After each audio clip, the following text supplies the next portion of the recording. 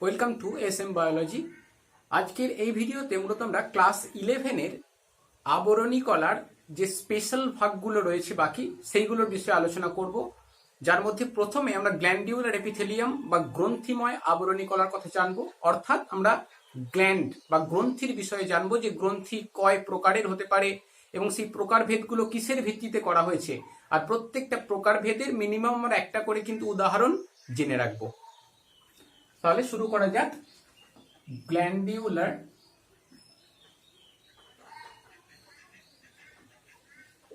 Epithelium বা গ্রন্থিময় আবরণী কলা, বা যেটাকে আমরা ছোট করে গ্রন্থি বা গ্ল্যান্ড বলতে পারি। আমরা সেই গ্রন্থি বা গ্ল্যান্ডের বিষয়ে পড়ব। তা গ্রন্থি বা গ্ল্যান্ডের বিষয়ে পড়তে গেলে আগে আমাদের জানতে হবে যে গ্রন্থি কাকে বলে বা গ্রন্থি জিনিসটা কি। আমাদের দেহে বিভিন্ন গ্রন্থি রয়েছে, বিভিন্ন জায়গায় রয়েছে। তা সেই গ্রন্থিটা কি না, গ্রন্থিটা আমরা তো দেখতেই পাচ্ছি যে আবরণী কলার ভাগের মধ্যে পড়ছি, অর্থাৎ গ্রন্থি হচ্ছে মডিফাইড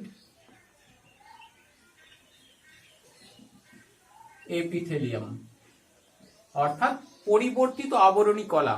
গ্রন্থি সেটা কিন্তু একটা কলা। আমরা জানি যে কলা তৈরি হয় একগুচ্ছ কোষ নিয়ে। তা সে একগুচ্ছ কোষ নিয়ে কলা তৈরি হলো, তাহলে সেটাকে আবার গ্রন্থি কি করে বলতে পারি না, যখন দেখা যায় যে একগুচ্ছ কোষ মিলে একটা কলা তৈরি করেছে এবং সেই কলাটা কোনো একটা পদার্থ ক্ষরণ করছে, ব্যাস তখনই কিন্তু সেই ক্ষরণ ক্রিয়া সম্পন্নকারী কলাটাকে আমরা শুধু কলা বলবো না, সেটাকেই কিন্তু আমরা বলবো গ্ল্যান্ড। তার মানে গ্ল্যান্ড মানে সেটা কিন্তু একটা টিস্যু যেটার সিক্রেশন ক্রিয়া সম্পন্ন করে, ক্ষরণ ক্রিয়া সম্পন্ন করে। তার মানে গ্ল্যান্ডের ডেফিনেশনে তাহলে বলতে পারি যে collection of cells which are secretory in function বা সিক্রেটরি ইন নেচার বলা যেতে পারে। কালেকশন অফ সেল মানে একগুচ্ছ কোষ। সেই একগুচ্ছ কোষ কি করছে না, যখন কোনো একটা ক্ষরণ ক্রিয়া সম্পন্ন করছে, সেটা কোনো একটা পদার্থ ক্ষরণ করছে, কোনো একটা কেমিক্যালস ক্ষরণ করছে, সেটা কোনো উৎসেচক হতে পারে, সেটা হরমোন হতে পারে, তখন সেই ক্ষরণ ক্রিয়া সম্পন্নকারী কোষ গুচ্ছটাকে আমরা কিন্তু গ্ল্যান্ড বলবো বা গ্রন্থি বলবো। এরপর আমরা মূলত গ্রন্থির টাইপটা জানবো মুখ্যত এই ভিডিওতে, টাইপস অফ গ্ল্যান্ড। গ্রন্থির বিভিন্ন রকমের ভাগ রয়েছে এবং সেই ভাগগুলো ভিন্ন ভিন্ন বিষয়ের উপর ভিত্তি করে কিন্তু করা হয়েছে। যেমন আমরা 1 নম্বরে যেটা দেখব সেটা হচ্ছে on the basis of number of cell, কতগুলো কোষ রয়েছে গ্রন্থিটার মধ্যে, তার উপর ডিপেন্ড করে যদি গ্রন্থির ভাগ আমরা দেখি, তাহলে দেখব গ্রন্থিকে দুটো ভাগে ভাগ করা হয়। একটা হচ্ছে এককোষী গ্রন্থি,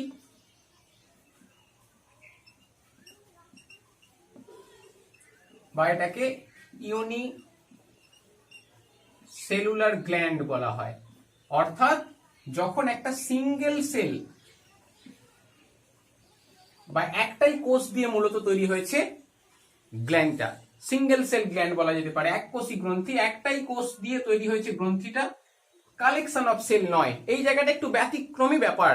গ্রন্থি মূলত একগুচ্ছ কোষ নিয়ে তৈরি হয়, কিন্তু এমনও গ্রন্থি রয়েছে যেটা একটাই কোষ নিয়ে তৈরি হয় এবং আমাদের দেহে কিন্তু এটা একটাই রয়েছে, যেটা সিঙ্গেল সেল গ্ল্যান্ড।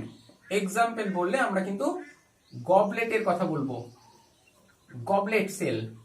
গবলেট কোষ আমরা এপিথেলিয়াল টিস্যুর মডিফিকেশনে অলরেডি পড়েছি একবার, যে কলামনার এপিথেলিয়াম যখন কলস আকৃতির হয়ে যায় এবং কোন একটা বিশেষ পদার্থ ক্ষরণ করে, তখন সেইটাকে আমরা কিন্তু একটা গ্ল্যান্ড বলবো। কেন? এটা একটা ক্ষরণ ক্রিয়া সম্পন্ন করছে, একটাই কোষ সে নিজেই কিন্তু ক্ষরণ করতে পারছে, তখন সেই জন্য একটা কোষকে আমরা একটা গ্ল্যান্ডও বলতে পারি। যার এক্সাম্পল হচ্ছে গবলেট সেল, বা ওটাকে গবলেট গ্ল্যান্ডও বলা হয়। তখন একটাই কোষ, আবার সেই কোষটাই কিন্তু গ্ল্যান্ড হিসেবে কাজ করে। এবং এটা মূলত আমাদের লার্জ ইন্টেস্টাইন বা বৃহদ্রন্ত্রের মধ্যে দেখতে পাওয়া যায়। সেখানে থেকে মূলত ডাইজেশন বা পরিপাকে সাহায্য করে, মিউকাস ক্ষরণ করে। 2 নম্বর যেটা পড়বো নাম্বার অফ সেলের উপর ডিপেন্ড করে, সেটা হচ্ছে বহুকোষী গ্রন্থি।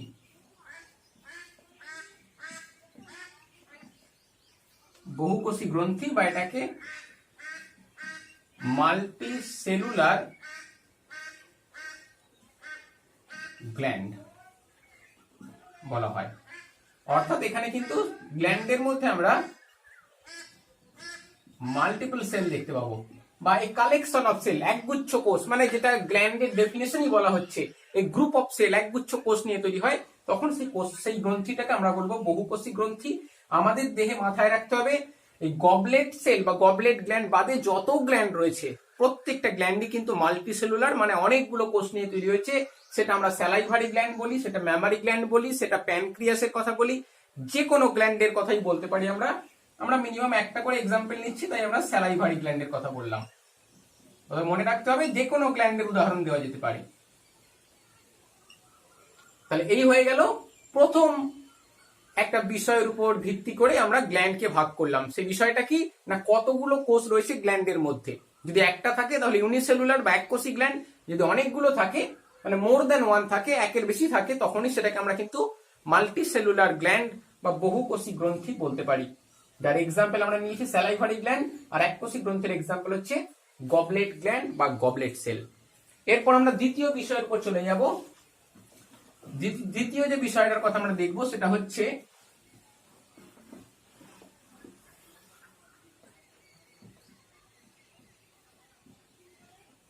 Type of secretion.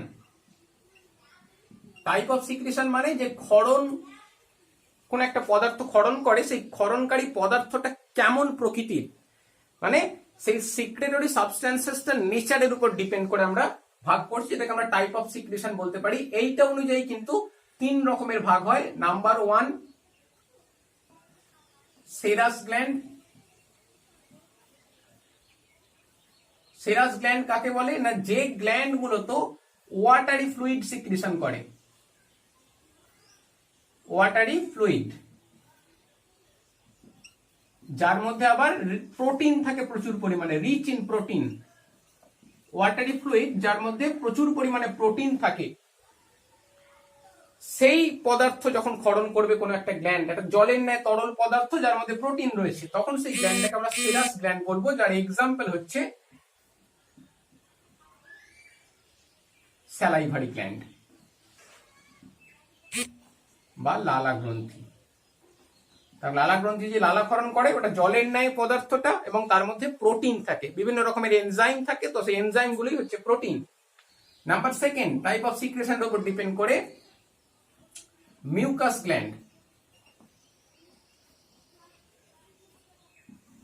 এটা বুঝতেই পারা যাচ্ছে যে মিউকাস সিক্রেশন করে। মিউকাস মানে চ্যাটচ্যাটে তরল পদার্থ ক্ষরণ করে, তখনই সেই গ্ল্যান্ডটাকে আমরা মিউকাস গ্ল্যান্ড বলবো। যার এক্সাম্পল হচ্ছে গবলেট গ্ল্যান্ড। গবলেট কোষ বা গবলেট গ্রন্থি হচ্ছে মিউকাস গ্ল্যান্ডের উদাহরণ, চ্যাটচ্যাটে তরল পদার্থ ক্ষরণ করে। আগেরটা আমরা পড়েছি সেরাস গ্ল্যান্ড হচ্ছে ওয়াটারি ফ্লুইড সিক্রেশন করে, জলের ন্যায় তরল, এটা চ্যাটচ্যাটে খানিকটা জেলির মতন বলা যেতে পারে। আর টাইপ অফ সিক্রেশনের উপর ভিত্তি করে তৃতীয় যে ভাগটা হয় সেটা হচ্ছে sebaceous. Sebaceous gland. Sebaceous gland কি করে না, সিবেসিয়াস গ্ল্যান্ড মূলত অয়েল ক্ষরণ করে, অয়েল সিক্রেশন করা, তার মানে তৈলাক্ত পদার্থ ক্ষরণ করে যে প্রকারের গ্ল্যান্ড, সেই গ্ল্যান্ডকে বলা হয় সিবেসিয়াস গ্ল্যান্ড। যার এক্সাম্পলে আমরা কিন্তু বলবো যে অয়েল গ্ল্যান্ড। করলাম তিন প্রকারের, সেরাস গ্ল্যান্ড যেটা জলের ন্যায় তরল পদার্থ ক্ষরণ করে, প্রোটিন থাকে যার মধ্যে, এক্সাম্পল হচ্ছে স্যালাইভারি গ্ল্যান্ড। এছাড়া আমরা পড়লাম মিউকাস গ্ল্যান্ড, চ্যাটচ্যাটে তরল পদার্থ ক্ষরণ করে। লাস্টলি পড়েছি আমরা সিবেসিয়াস গ্ল্যান্ড বা অয়েল গ্ল্যান্ড, যেটা তৈলাক্ত পদার্থ ক্ষরণ করে, এক্সাম্পল হচ্ছে অয়েল গ্ল্যান্ড। এরপর 3 নম্বর আমরা যেটা করব সেটা হচ্ছে মোড অফ সিক্রেশন, অর্থাৎ ক্ষরণ করার যে প্রক্রিয়া, সেই প্রক্রিয়াটার ধরনটা কেমন, কেমন ধরনের প্রক্রিয়া হয় যখন কোন একটা পদার্থ ক্ষরণ করে, তার উপর ডিপেন্ড করে আমরা যদি ভাগ করি তাহলে এখানেও 3 প্রকারের ভাগ পাওয়া যায়। একটা হচ্ছে হোলোক্রাইন গ্ল্যান্ড। হোলোক্রাইন গ্ল্যান্ড কাকে বলবো না, যখন ওই গ্ল্যান্ডের মধ্যে থাকা টোটাল সেলটা, হোল সেল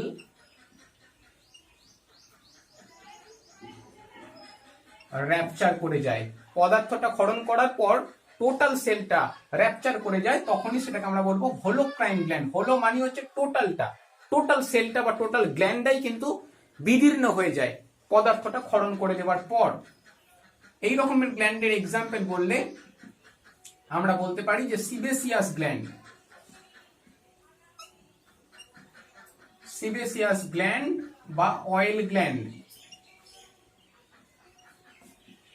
তার কারণ সিবেসিয়াস গ্ল্যান্ড দেখা যায় যখন পদার্থটা ক্ষরণ করে, ক্ষরণ করার পর টোটাল সেলটা কিন্তু র্যাপচার হয়ে যায়। 2 নম্বরের হোলোক্রাইন 1 নম্বর হলো, 2 নম্বরে হচ্ছে মেরোক্রাইন। মেরোক্রাইন গ্ল্যান্ড কাকে বলে না, এখানে কিন্তু ক্ষরণ করার পর সেলটা যেমনকার তেমনই থাকে। তাহলে কিভাবে ক্ষরণ করে না, ক্ষরণ করে মূলত বাই ডিফিউশন, ব্যাপন প্রক্রিয়ার মাধ্যমে, এবং আলটিমেট প্রক্রিয়াটাকে বলা হয় এক্সোসাইটোসিস। এক্সোসাইটোসিস প্রক্রিয়ায়, এক্সোসাইটোসিস প্রক্রিয়ার মাধ্যমে ডিফিউশন বা ব্যাপন প্রক্রিয়ার সহায়তায় পদার্থটা ক্ষরণ করে দেয়। গ্ল্যান্ড বা সেলটা কিন্তু যেমনকার তেমন থাকে। এই ধরনের গ্ল্যান্ডের এক্সাম্পল বললে আমরা কিন্তু স্যালাইভারি গ্ল্যান্ডের কথা বলতে পারি। স্যালাইভারি গ্ল্যান্ড পদার্থ ক্ষরণ করে মূলত ব্যাপন প্রক্রিয়ার মাধ্যমে, এক্সোসাইটোসিস প্রক্রিয়াতে, যেখানে কিন্তু গ্ল্যান্ডটা বা টোটাল সেলটা র্যাপচার করার কোন রকম চান্স নেই। এছাড়া আমরা এক্সাম্পল বলতে পারি সোয়েট গ্ল্যান্ড বা ঘর্মগ্রন্থি। ঘর্মগ্রন্থিও মূলত এক্সোসাইটোসিস প্রক্রিয়াতেই বিভিন্ন প্রকার পদার্থ ক্ষরণ করে। 3 নম্বর যে ভাগটা হয়, তাহলে দুটো আমরা পড়লাম, হোলোক্রাইন গ্ল্যান্ড হোল সেল র্যাপচার করে যাবে আফটার সিক্রেশন, মেরোক্রাইন গ্ল্যান্ডের ক্ষেত্রে সেলটা রিমেইন থেকে যাবে যেমনকার তেমন, মূলত ডিফিউশন প্রক্রিয়ার দ্বারা পদার্থ ক্ষরণ করে দেবে। এক্সাম্পল আমরা পড়েছি সোয়েট গ্ল্যান্ড বা ঘর্মগ্রন্থি, স্যালাইভারি গ্ল্যান্ড বা লালা গ্রন্থি। 3 নম্বর যে ভাগটা হয়, 3 নম্বর ভাগটা হচ্ছে অ্যাপোক্রাইন গ্ল্যান্ড। অ্যাপোক্রাইন গ্ল্যান্ড কাকে বলে না, only the tip region ruptures, অর্থাৎ কেবলমাত্র দেখা যাবে কি না সেলটার এই প্রান্ত দেশটা, এই প্রান্তের অংশটা কিন্তু বিদীর্ণ হয়ে যায় যখন পদার্থটা ক্ষরণ করে দেয়। একদম উপরের দিকটা টিপ, একদম প্রান্ত যেটাকে বলা হচ্ছে, প্রান্তটা র্যাপচার করে যায় যখন, তখন সেটাকে আমরা অ্যাপোক্রাইন গ্ল্যান্ড বলবো। এই অ্যাপোক্রাইন গ্ল্যান্ডের মধ্যে আমরা কিন্তু সোয়েট গ্ল্যান্ডকে রাখতে পারি। তাহলে এর প্রশ্ন উঠতে পারে যে সোয়েট গ্ল্যান্ডকে আমরা তো মেরোক্রাইনের মধ্যে রাখলাম, ডিফিউশন প্রক্রিয়ায় পদার্থ ক্ষরণ করে সেলটা যেমনকার তেমন থেকে যায়, আবার এখন বলা হচ্ছে অ্যাপোক্রাইন গ্ল্যান্ডের মধ্যেও সোয়েট গ্ল্যান্ড বা ঘর্মগ্রন্থিকে। তবে এখানে আমাদের মাথায় রাখতে হবে ঘর্মগ্রন্থি কিন্তু 2 রকমেরই হতে পারে। কখনো দেখা যায় যে সেলের টিপটা কিন্তু বিদীর্ণ হয়ে যাচ্ছে সিক্রেশনের পর, তাই জন্য আমরা অ্যাপোক্রাইনের মধ্যেও রাখতে পারি, যদিও স্পেসিফিক রিজিয়নে থাকা সোয়েট গ্ল্যান্ড গুলো কিন্তু এটা দেখায়। যেমন আমাদের আর্মপিট আর গ্রয়েন, অর্থাৎ আর্মপিট বলতে আমাদের যেটাকে বগল বলা হয় সেই জায়গাটা, আর গ্রয়েন বলতে আমাদের উদরের নিচের অংশ, দুটো পায়ের মাঝখানে, সেই দুটো জায়গায় কিন্তু আমরা যদি দেখি তাহলে দেখতে পাবো ওইখানে থাকা সোয়েট গ্ল্যান্ড গুলো কিন্তু সিক্রেশনের পর তাদের টিপটা মানে একদম ডগাটা কিন্তু বিদীর্ণ হয়। তাই সেগুলো যদি আমরা হ্যান্ডকারচিপ দিয়ে মুছি বগলের জায়গাটায়, তখন দেখবো সেখানে কিন্তু একটু ইয়েলো কালারের হয়ে যাচ্ছে সোয়েটটা, ঘর্মটা। তার কারণ ওই সেলগুলোর সাইটোপ্লাজমটা খানিকটা কিন্তু চলে আসে, কোষগুলোর উপরটা যখন বিদীর্ণ হয়ে বেরিয়ে আসে তখন। কিন্তু আমরা নর্মাল বডির বাকি জায়গায় যে সোয়েট গ্ল্যান্ড গুলো আছে, সেখানের সোয়েট যদি আমরা হ্যান্ডকারচিপ দিয়ে মুছি, তখন কিন্তু সেটা দেখবো যে সেটা কিন্তু কালারলেস থেকে যাবে। তার কারণ সেখানে শুধুমাত্র ফ্লুইডটা বেরিয়ে চলে আসে ডিফিউশনে, সেলের সাইটোপ্লাজমটা বেরিয়ে আসে না। তাহলে আমরা কিন্তু মোড অফ সিক্রেশন অর্থাৎ ক্ষরণের ধরন অনুযায়ী 3টে ভাগ পেয়ে গেলাম। একটা হচ্ছে হোলোক্রাইন, হোল সেল র্যাপচার করে যাবে, মেরোক্রাইন ডিফিউশনে করে দেবে সিক্রেশন, র্যাপচার করার কোনো প্রশ্ন উঠছে না, আর অ্যাপোক্রাইন মানে শুধুমাত্র সেলটার টিপটা কিন্তু বিদীর্ণ হয়ে যাবে। এরপর আমরা তৃতীয় যে বিষয়টা পড়বো, 4র্থ নম্বর যেটা পড়ে, 3 নম্বর ছিল আমাদের, 4র্থ আর একবার ভাগ করবো আমরা কিসের উপর না, মূলত ডাক্ট নাকি নো ডাক্ট, অর্থাৎ গ্ল্যান্ডের মধ্যে নালী আছে নাকি নালী নেই, তার উপর ভিত্তি করে কিন্তু 3টে আবারও ভাগ পাওয়া যায়। একটা হচ্ছে এন্ডোক্রাইন গ্ল্যান্ড, বা এটাকে বলা হয় ডাক্ট গ্ল্যান্ড, অর্থাৎ সরি এটা হচ্ছে ডাক্টলেস গ্ল্যান্ড, অর্থাৎ নালী বা ডাক্ট এক্ষেত্রে কিন্তু অ্যাবসেন্ট, অনুপস্থিত থাকবে, কোন রকম নালী কিন্তু থাকবে না। তখন সেই গ্রন্থিটাকে আমরা এন্ডোক্রাইন গ্ল্যান্ড বা এটাকে অন্তঃক্ষরা গ্রন্থি মূলত বলা হয়ে থাকে। অন্তঃক্ষরা গ্রন্থি আমাদের দেহে প্রচুর আছে। এক্সাম্পল যদি নিই আমরা, তাহলে আমরা থাইরয়েড গ্ল্যান্ডের কথা বলতে পারি, থাইরয়েড গ্ল্যান্ড, আরো অনেক রয়েছে, পিটুইটারি গ্ল্যান্ড, তারপরে অ্যাড্রিনাল গ্ল্যান্ড। তবে আমরা একটা একটা করে এক্সাম্পল জেনে রাখছি, অনেকগুলো রয়েছে অন্তঃক্ষরা গ্রন্থি। 2 নম্বর যেটা আছে সেটা হচ্ছে এক্সোক্রাইন গ্ল্যান্ড। এক্সোক্রাইন গ্ল্যান্ডকে ডাক্টস গ্ল্যান্ড বলা হয়, অর্থাৎ নালীযুক্ত সনাল গ্রন্থি। এটা যেমন ডাক্টলেস অর্থাৎ নালীবিহীন বা অনাল গ্রন্থি বলা হচ্ছে, তার মানে ক্ষরণকারী পদার্থটা কিন্তু উৎসস্থলেই রক্তের মধ্যে মিশে যাবে। আর এক্সোক্রাইন হচ্ছে সনাল গ্রন্থি, নালী রয়েছে, উৎপন্ন পদার্থটাকে নালীর মাধ্যমে দূরে বাহিত করে নিয়ে গিয়ে তারপর সেটাকে কিন্তু রক্তে মেশাবে। তাহলে এই ক্ষেত্রে আমরা কিন্তু ডাক্ট থাকবে, ডাক্ট কিন্তু প্রেজেন্ট থাকবে। এক্সোক্রাইন গ্ল্যান্ড বলতে নালী রয়েছে এমন গ্রন্থিদের কথা বলতে হবে, যেখানে আমরা স্যালাইভারি গ্ল্যান্ডের কথা বলতে পারি,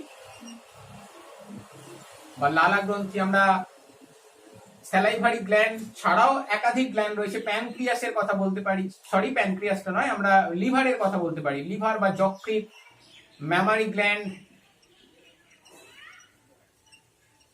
এগুলো প্রত্যেকটাই ডাক্ট গ্ল্যান্ড বা সনাল গ্রন্থি, নালীর মাধ্যমে উৎপন্ন পদার্থটাকে দূরে বাহিত করে কিন্তু ক্ষরণ করবে। এক্সোক্রাইন এন্ডোক্রাইনের ক্ষেত্রে কি দেখা যায়? এন্ডোক্রাইনের ক্ষেত্রে এই যে আবরণী কলার কোষগুলো রয়েছে, সেই কোষগুলো মিলে কিন্তু একটা কোষপুঞ্জ তৈরি করে পদার্থটাকে ক্ষরণ করবে, কোনো নালী টালি নেই। কিন্তু এক্সোক্রাইনের ক্ষেত্রে কি হয়? এই যে আবরণী কলাটা, এটা কিন্তু এর ইনফোল্ডিং দেখা যায়, ইনফোল্ডের ভাঁজ সৃষ্টি হয়ে টিউব বা নল গঠন করে এবং নলের মাধ্যমে পদার্থটাকে দূরে বাহিত করে নিয়ে গিয়ে রক্তে মেশায়। আর তৃতীয় যে ভাগটা হয় সেটা হচ্ছে হেটারোক্রাইন গ্ল্যান্ড। হেটারোক্রাইন গ্ল্যান্ড বা এটাকে মিক্স গ্ল্যান্ড বা মিশ্র গ্রন্থি বলা যেতে পারে। এখানে কি হয় না, কিছুটা অংশ, সাম পার্ট এক্সোক্রাইন, অর্থাৎ কিছু অংশ যেখানে নালী রয়েছে, এক্সোক্রাইন বা বহিঃক্ষর অংশ বলতে পারি। আবার কিছু পার্ট আছে, সাম পার্ট এক্সোক্রাইন আর সাম পার্ট এন্ডোক্রাইন, কিছু অংশ রয়েছে যেখানে নালী নেই। তাহলে 2 প্রকারের অংশই রয়েছে গ্ল্যান্ডের মধ্যে, সেই জন্য এটাকে মিশ্র, দুটোর কিন্তু বৈশিষ্ট্যেরই মিশ্রণ দেখতে পাওয়া যাচ্ছে, তাই মিশ্র গ্রন্থি বা মিক্স গ্ল্যান্ড বলা যায়। যার এক্সাম্পল বলে আমরা কিন্তু অগ্নাশয় বা প্যানক্রিয়াসের কথা বলবো, এছাড়া টেস্টিসের কথাও বলতে পারি, ওভারির কথাও বলতে পারি। টেস্টিস, ওভারি, এরা যে স্পার্ম তৈরি করে সেটা নলের মাধ্যমে বাহিত হয়ে বেরিয়ে যায়, অর্থাৎ সেটা এক্সোক্রাইন ক্রিয়া, বহিঃক্ষরা ক্রিয়া। আবার ওরা যে হরমোন ক্ষরণ করে, সেই হরমোন ক্ষরণ করাটা কিন্তু মূলত এন্ডোক্রাইন ক্রিয়া। প্যানক্রিয়াসের ক্ষেত্রে একই রকম, প্যানক্রিয়াস থেকে হরমোন ক্ষরিত হয়, সেটা অন্তঃক্ষরা ক্রিয়া। অগ্নাশয় থেকে ইনসুলিন, গ্লুকাগন, সোমাটোস্ট্যাটিন এইসব হরমোন ক্ষরিত হয়। আবার অগ্নাশয় এনজাইম ক্ষরণ করে, সেই এনজাইম ক্ষরণ করাটা কিন্তু এক্সোক্রাইন ক্রিয়া। তাহলে আমরা কিন্তু ডাক্ট অ্যাবসেন্ট আছে না ডাক্ট প্রেজেন্ট আছে তার উপর ডিপেন্ড করে 3টে ভাগ করে নিলাম। ফার্স্ট হচ্ছে এন্ডোক্রাইন গ্ল্যান্ড বা অন্তঃক্ষরা গ্রন্থি, এটাকে ডাক্টলেস গ্ল্যান্ড বলা হয়, ডাক্ট থাকে না। এক্সাম্পল অনেক আছে, thyroid gland, pituitary gland, parathyroid gland, আমাদের adrenal gland. Exocrine gland, duct এখানে আমরা দেখতে পাবো ডাক্ট রয়েছে, তার কারণ এপিথেলিয়াল টিস্যুটার ইনফোল্ডিং এর মাধ্যমে কিন্তু নল বা ডাক্ট তৈরি হয়েছে, এখানে কিন্তু ডাক্ট নেই, এটা সেল মাস তৈরি হয়েছে। আর হেটারোক্রাইনের ক্ষেত্রে 2 রকমের অংশই দেখা যাবে। মূলত গ্ল্যান্ডকে ভাগ করলাম নালী থাকা এবং না থাকার উপর ভিত্তি করে 3 রকমের ভাগ পেলাম, অন্তঃক্ষরা, বহিঃক্ষরা এবং মিশ্র গ্রন্থি। প্রত্যেকটার উদাহরণ আমরা জেনেছি। এরপর আমরা লাস্ট আরেকটা ভাগ করব, যেটা হচ্ছে শেপের উপর ভিত্তি করে, অর্থাৎ গ্ল্যান্ডের আকৃতির উপর ডিপেন্ড করে ভাগটা করা হচ্ছে। আকৃতির উপর ডিপেন্ড করে মূলত 2টো ভাগ হয়। নাম্বার 1 টিউবিউলার গ্ল্যান্ড, বা যেটাকে বলা হয় নলাকার আকৃতির গ্রন্থি বা নলাকৃতি গ্রন্থি। আর একটা হয় 2 নম্বরে, সেটা হচ্ছে স্যাকিউলার গ্ল্যান্ড। স্যাকিউলার গ্ল্যান্ড, স্যাক মানে আমরা জানি থলি, অর্থাৎ থলি আকৃতির গ্রন্থি, বা এটাকে স্যাকিউলার না বলে অ্যালভিওলার গ্ল্যান্ডও বলা যেতে পারে। অ্যালভিওলার যে গ্ল্যান্ড বলা হচ্ছে, এটাকে আবার কখনো কখনো অ্যাসিনার গ্ল্যান্ডও বলা হয়ে থাকে। এবার এই যে টিউবুলার গ্ল্যান্ড বা নলাকৃতিক গ্ল্যান্ড বা গ্রন্থি আর থলির ন্যায় আকৃতির গ্রন্থি, এইগুলোরও কিন্তু ভাগ রয়েছে এবং প্রত্যেকটার আবার উদাহরণ রয়েছে, সেগুলো আমরা নেক্সট ভিডিওতে পড়বো। তার সাথে সাথে আমরা কিন্তু সেন্সরি আর ট্রানজিশনাল, সেই দুটো স্পেশাল এপিথেলিয়াল টিস্যুর কথাও নেক্সট পার্টটাতে আলোচনা করব।